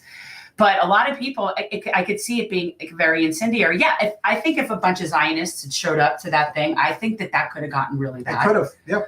And I think that people were smart enough to not do that. And, you know, certainly the Jews that were there were, you know, obviously for Palestine. But I think that they have, the battle lines have been drawn, though. And this is one, and if you guys are just tuning in now, we talked about at the top of the show, $100 million is the intent of AIPAC to spend in 2024. Bring it, bitch. Bring it. If you have to spend that kind of money, it proves that your argument doesn't really hold. And I mean, it really does prove that they're in their death throes, which doesn't mean that they can't be succcul, which they very well can be, and they often are. But it's only temporary. Right. It's a sign of their desperation, and it's a sign of that they know they're losing the battle of, like, public, you know, basically public common sense. Because if there's one thing I can assure you about rich people, the one thing I can assure you about them, and the reason they're giving so much money is because it actually has worked in the past, that if you cross AIPAC and you go up against them in an election, you will almost assuredly lose. But if they start losing, if that money that they spend, like, no one's going to spend $5 million, $10 million on a campaign and then lose and then think, oh yeah, well, we'll keep doing it. One thing about rich people, they are rich because they usually figure out how to not light their money on fire. And if they start lighting their money on fire, they're just not going to do it. This is why no one's really going to challenge AOC for her seat, because they've done it already and it's failed miserably. Now, who are they really going to invest in? They said they're going to come after Rashida, but I don't think it's going to work. Bush. But they will after Cori Bush. Summer They Lee. will after Summer Lee. Jamal and they Bowman will, now. Jamal Bowman. And they are going to come after Ilhan Omar. Like that, those are probably their core four, if you will. But there will be others. And you can use the argument all you want about how, well, they're people of color and that's why they're going after them. Listen, anyone who crosses AIPAC, anyone who crosses Zionism, be prepared to be met with their greatest wrath. Now, I will say, the one GOP member who has truly stood up against this is Thomas Massie. Now, are they going to come after him? Probably not, because he wins his elections by an absolutely astounding margin. When you're and it also has to do with your state, your demographics, Correct. and what I mean, that doesn't. Do they actually care enough to make a difference? That's not their issue. I wouldn't think Kentucky he's Kentucky, right? Yes. Yeah, that's not Eastern Kentucky. Yeah, So, that's not their issue. But here's the thing. The thought process of AIPAC, and when people think that this is a race thing, I can assure you, for the most part, in their thinking, it's really not. And here's why. Because you have somebody like Richie Torres who's ready, willing, and able to sell the AIPAC narrative 10 ways to Sunday for however much money they're willing to give him. He will throw everybody under the bus and insist that it's only the Jews that are being persecuted, no one else, everyone's fine. Even though he's looking in the camera and basically throwing his own people under the bus, doesn't matter. If you're willing to take the paycheck, they'll give it to anybody. And just to be clear, nobody has come forward and told me. I don't know all of the 25 or 24 people that in Congress that are now on board with the ceasefire. How exciting! 25 out of 535. That's really pathetic. It is. But I want to know who the Jews are. So far, nobody. Yeah. But let's end on a positive note, because of those of you who've been paying attention, I always say, don't mess with the Teamsters. It's not the smartest move. So Senator Mullin decided that he was going to continue with Mr. O'Brien. And Mr. O'Brien is just such a, if you've ever seen Seinfeld, you understand, O'Brien, you going to open with that? So anyway, here's what happened on the floor of Congress yesterday. Sir, I wish you was in the truck with me when I was building my plumbing company. Myself and my wife was running the office, because I sure remember working pretty hard and long hours. Pretends like he's self-made. What a clown. fraud. Always has been, always will be. Quit the tough guy act in these Senate hearings. You know where to find me, any place, anytime, cowboy. Sir, this is a time, this is a place. If you want to run your mouth, we can be two consenting adults. We can finish it here. Okay, that's fine. Perfect. You want to do it now? I'd love to do it right now. Well, stand your butt up then. You stand your butt up. Oh, hold on. Big guy. Oh, stop it. Is that your solution every Hold it. No, sit down. Oh, you're a clown. Sit down. Look at you. You know, you're a United States Senator. Sit down. Active. Oh, okay. Sit down, please. All right. Can I respond, Mr. Chairman? Hold it. If Hold we on. can, no, This is I have what the he mic. said. I'm sorry. This is Hold what it. he said. You'll have your time. Okay. Can I respond? Oh, no, you can't. This is a hearing. And God knows the American people have enough contempt for Congress. Let's not I don't make like it worse. thugs and bullies. You have, And that's you what- have I don't like the you mic. because you Hold just it. described yourself. Hold it. You have the mic. Yeah. You have time. All right. Make your statement. Then let's do this, because I did challenge you and I accepted your challenge, and you went quiet. No, I didn't go quiet. Hold on. No, You challenged me to a cage match, No, no, acting no. like a Sir. 12-year-old schoolyard Hold it. bully. Excuse Sir, me. hold on. Hold it. No, excuse me. I have the I will mic. say exactly. Senator what you Mullin, said. I have the mic. You have questions on any economic issues, anything that said, go for it. We're not here to talk about physical abuse. You brought. We're not him talking in. about, of course I And did. let me show you his hearing, because I want to expose this thug to who he is. And Could you not point at me? That's disrespectful. All right. I don't care about respecting you at all. I respect don't you, respect but I you at all. respect. So All right, hold it. let me Hold it. No. You're one of Yeah, 100 of the most hold elite it, people. please. Act it. Please. All right. This is excuse me. This is a hearing to discuss economic issues. All right. If you have questions for Mr. O'Brien or anybody else on what he has said, go for it. But we're not here to talk about fights or anything else. No, we are not here to talk about fights. I don't think it would have been a good idea. That You know, maybe I was should have fight. the most ridiculous display of like cavemen that you know what, honestly, watching that is that is to me a prime example of why the human species is doomed if we leave all of these same people in charge. And I'm sorry to say it, it's friggin' men, man. It is friggin' men. And I am not saying that there are not some vile women like our congresswoman, because there are, but what a ridiculous, like, are you kidding me? Well, Who's the grown-up there? I was the grown-up. I was the one Oh, acting for with God's the sake. making sure that there wasn't a big bloodbath on the Senate floor. And unfortunately, I would have had to play referee. I had my referee shirt ready Yeah, to that go. was Senator Mullins, right? Senator Mullins. Mullin from Oklahoma. And unfortunately, You know what? I feel like he needs like he's acting like he does need to have an ass kicking, like Well, here's for the thing. sure. Well, here's the thing about Senator Mullins. You might not know this. He actually was an MMA fighter. He actually has a record. He wasn't a winning fighter, but he took. My money's on O'Brien. O'Brien, unfortunately, with the Teamsters, those guys, you really don't want to mess with them. No. They're pretty tough. That's what I'm saying. You start with that and you end up like buried under Shea Stadium. I'm not going to go there. I don't know what the. I'm just Teamsters do saying in that business. the Teamsters don't mess around, man. Well, if Senator Mullin was smart, he would understand that Mr. O'Brien definitely does come prepared, and whether it's himself or his men that will stand up for him if, for whatever reason, things really got out of hand. But what a bunch of stupid boys. Again, can we go back to my thing about Dolly Parton being Secretary of State? Like, if we had more I think people that's a like good that, idea. what if we had more people like that in those positions? Can you imagine? You'd sit down, she'd make you some coffee, she'd probably bake you some lemon squares, you'd have like a discussion. It would be lovely. I like this You're getting me whole hungry. thing. You know, I happen to like lemon squares. Those sounds really delicious. Just saying that it's embarrassing to me that that's our elected representatives. Like, that's embarrassing to me. Look, unfortunately, the system has broken itself down. I agree. There is a reason why you have an ex-UFC fighter who I have to share a stage with and is insisting that he belongs there.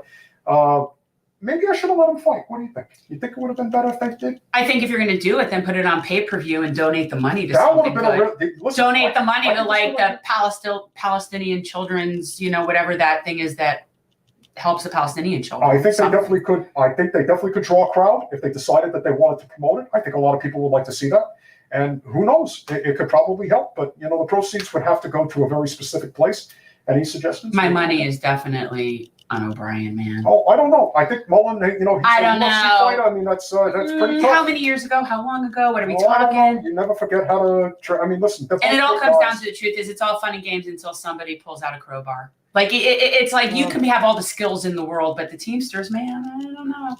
I wouldn't mess with the Teamsters. I would think that would be a very stupid thing to do. I thought that is exactly why I had to protect Senator Mullin. I didn't want him to end up underneath Giant Stadium or whatever stadium in New York. I'm just saying. It definitely wouldn't have been a smart move on his part. But he really comes off like a child. Yeah. He really does. I don't understand how you work with people like this. Well, look, I've been in there for a very long time. I'm an old timer, if you know. I've seen a lot of interesting people over the years, but I must say, Senator Mullin, he's definitely one of a kind, and I can't say that in a very endearing way. I can say that Mr. O'Brien is fighting on behalf of the labor movement. And what state is Mullins? I told you, he's in Oklahoma. Oh, okay. So, you know, and I also don't approve of what you're doing with that smoking. Since when? Since I am somebody who doesn't partake. I mean, I didn't inhale. Oh, whatever. I insist that everybody act in a mature, respectable manner. And you're telling me that Jane doesn't smoke cannabis? I'm not saying anything about my wife, and don't you make me look bad on camera. All I'm saying is that I really thought she was like, you know, a little bit kindred there. But whatever, I'm just saying, she looks hippie-ish to me. Well, she's from Vermont, and I'm not, so maybe that's I'm what just they want to do saying. up there. Yeah, I started in Brooklyn. We like to She looks like a cannabis partaker. All I have to say is that I've given a lot of dramatic thought, and I am still not calling for a ceasefire. But I am so. People are so angry with you. People are so angry. I should try a little bit harder to have a little. Durbin has to come out and ask for it. Really? You let Dick take the front seat in that? I really think that maybe it would be a good idea if they stop shooting at each other. That's it. That's what I'm going to say. No. I am going to tell everybody right now that I insist that the Israeli armed forces stop shooting at innocent civilians. Could that work? Can I get away with that? Yeah, I don't know. I mean, we have our fantasy Bernie, and then there's real Bernie, so it's kind of hard to say. There's no fantasy here. I almost had to break up a fight, and you know I'm a tough guy, so that would have been a really interesting situation. But anyway, good to see you all, and remember, try not to blame me for what's going on in Gaza. In all seriousness, the fact that Bernie is still not on that is really upsetting at this point. Yeah, I don't know what the hell he's waiting for. It's just obvious that there's real momentum now. It's not going away. Is he just embarrassed? Quite honestly, JVP alone they're all over. I mean, they're shutting shit down all over the place. JVP is there. It's so good to see how well organized it can be done and how non-violent and well organized it can be done. And they're shutting shit down. Missing your opportunity, Bern. But with that said, for those of you that are here, it is a very good day. We've had some great interviews. We were remonetized. We of course can never ever say good enough things about this audience, but no, you guys are great. I love our people, and Double K, you're the shit, man. You're the shit. I mean, not once, but twice. And the thing is that like anybody, if you want to contribute, it's so. I mean, yes, we love super chats. That's nice, but be a $5 a month patron. Mm-hmm. Be a $5 a month patron. It's really cool. You'll get the cute Lulu sticker. You'll be, and anything, because it really does help us. Where is that cute Lulu sticker? Here she is. The adorable little munchkin that I will have to say hello to before I head back to work. I know. I left her and Sophie are upstairs both together. And in addition to that, if you are going to become a $10 a month contributor, you know what? We need to just stop we need to reevaluate tiers because we do not have it set up the way we originally did. People, we need contribution. We're open. And here's the thing. And for anybody who is a patron, the one thing that I can tell you is that's a way for you to communicate directly with me. I am the person who oversees that Patreon. So if you want to talk to me or communicate with me or message me, that's something that you get as access. It is the only thing really that isn't run by him. So if you if you like, it's just a way for your community. But I am really interested in what patrons want to see. I'm totally willing to do, members only lives and stuff like that. A couple of years ago, we tried stuff and nobody ever showed up. So I would do pretty much anything in terms of like providing content. It's getting a little bit bigger, so we're trying. But yeah, so I mean, guys, let me know. Reach out to me in Patreon. and let me know the kind of stuff you want. You can have says to our content. So it's like, I feel like we need to make it so it's not what price per tier, although 25 will get you the t-shirt. Silky smooth, tri-blend, jersey style. Yeah. But yeah, and they're also, if you guys, anybody who wants a shirt or a purple t-shirt, we have them for sale. They're $25. You can Cash App us. But yeah, I mean, honestly, just whatever you guys, if you think something, hey, I'd love to know about this or talk about this, or I read this book and you would like it, feel free. Anybody who is a member, you have direct access to me, and it doesn't go through him. Oh, So I'm saying it's the selling point. Well, you know, look, I am not, for people who don't know, I am not on social media. I am not on Facebook. My presence on Instagram is limited to my art business. I do not participate in political discussions in social media spaces. I don't do it. I don't read the comments on the videos. I don't get engaged in any of that. So if somebody wants to communicate with me, they can always email us at generationalchange@gmail.com. But other than that, if you want to have like a direct message contact with me, be a member on Patreon. You're sick, Trevor. God. What does he want? What do you These guys are just so. I actually would send foot photos. I I would, but only after a really good pedicure. I would. I don't see why that's so offensive. Their feet, Well, as and long if as they're they- nice looking, Well, they better pay you for it. I That's would. all I I can would. say. Hey, let me tell you something. I do have a largely male audience, and if that was something that they wanted to see, let me tell you something. Very professionally done, nice pedicured feet in a very fashionable way. I would be very happy to do it in a Fair very enough. platonic Guys, you heard way. it here, and they pay In a really good money for this platonic shit. way, wherein like right now I'm sitting here wearing flip flops. I would just say, hey, you want to see my feet? Look at my feet, whatever. But yeah. I mean, that's probably as raunchy as we get. But for the most part, if you did want to see like a certain subject discussed, or you wanted to, you know, get my take on something, or you wanted to, whatever, you know, send me a Thank you message. so much, Sable. Really appreciate it. Thank you. And right now, Josh, so right now, No. no, not 12 o'clock, but usually 1 o'clock. We made an We want exception to for keep you all Professor. guessing. Yeah, Professor Derber, we had to accommodate for his. But we are Teacher doing schedule. after 9 streams, but we're usually at 1. When Right. we do an afternoon stream, it's 1. We're going to be we're usually 1 or 9. So sometimes, depending on the guest, if we have a guest that needs to do an afternoon show, we'll do a 1 o'clock or we'll do a 9 o'clock at night. Like, so it'll either be that on Mondays and Thursdays. And what do we have coming up? We have something very exciting on Monday. The Queen is, this is where I want to get, the Queen is coming. The Queen is coming. So for those of you who did not hear last show, but Nina Turner will be coming back. She'll be live with us on Monday at 1:15. So make sure you tune in. She'll be talking about her new organization, We Are Somebody, which is strictly behind the labor movement, which is what we've been fighting for and we want to talk And about. I have some questions. Yes. Yes, we do have some questions, including I have some where the money questions. goes, Where the money goes. which I think is important. And so with that said, we're also working on trying to get an interview right now with Dr. Cornel West. So we will keep you And in posted all on that. fairness, Peter did get an interview with Dr. Cornel West, but yet he made it for the day that I wasn't here, even though, so now it's rescheduled.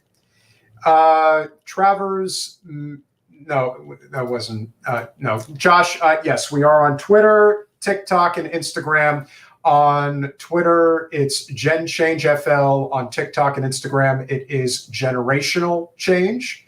So make sure you follow us. And it's also Jen Perlman on Facebook, although it doesn't really seem like most people here care necessarily. No, these are not our Facebook people. The Facebook crowd, and apparently I'm getting a lot of hate on the Facebook crowd, but that's okay.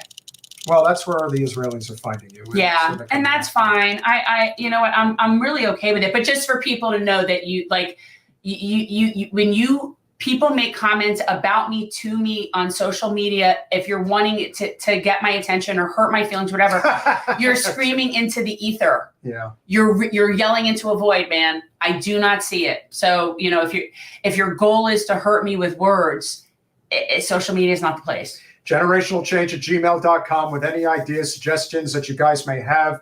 Please smash that like button, share, subscribe, do all those wonderful things that we ask you to do. Peterific. Is that a word? Peterific? Sable, Jamie, Michael, Ray J, Alan, Double Travers, K. Double K. You don't like my music, Josh the Junkie. Yes, of course, Double K.